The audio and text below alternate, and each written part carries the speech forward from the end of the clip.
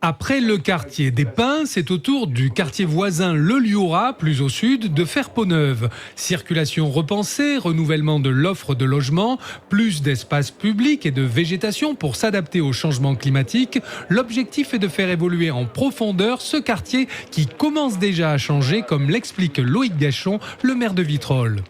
On va livrer l'école qui fait partie de la convention cette année. Les travaux sur le parking sud des Pins vont commencer cette année aussi.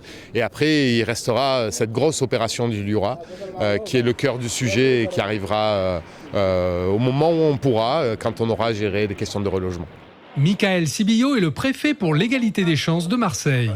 C'est à la fois un projet sur l'habitat, comme ça a pu nous être expliqué, mais un projet aussi d'aménagement de l'environnement de l'habitat, sur la voirie, sur la constitution d'un mail piétonnier, sur l'aménagement des équipements publics. C'est tout ça un programme de rénovation urbaine et ce programme ici l'illustre parfaitement bien.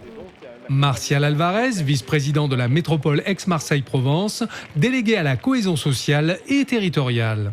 En ce moment, la métropole porte le plus grand chantier de rénovation urbaine de France. On le porte sur la commune de Marseille. C'est ce qui a fait beaucoup d'actualité récemment, mais aussi Martigues, Port-de-Bouc, Aix-en-Provence, Salon. Et on a aussi aujourd'hui Vitrolles, et où on mobilise l'ensemble des moyens financiers, mais aussi de notre capacité à coordonner l'ensemble des financeurs pour porter les projets de rénovation, de transformation de ces quartiers. Ludovic Piette est un habitant du quartier. Quand on a grandi au Liurat et sur les quartiers voisins, c'est sûr que ça fait un choc de se dire qu'il va être détruit. Et en même temps, c'est quand même un quartier qui a beaucoup vieilli, qui a pas mal de problèmes d'habitation. Donc c'est aussi nécessaire de le transformer.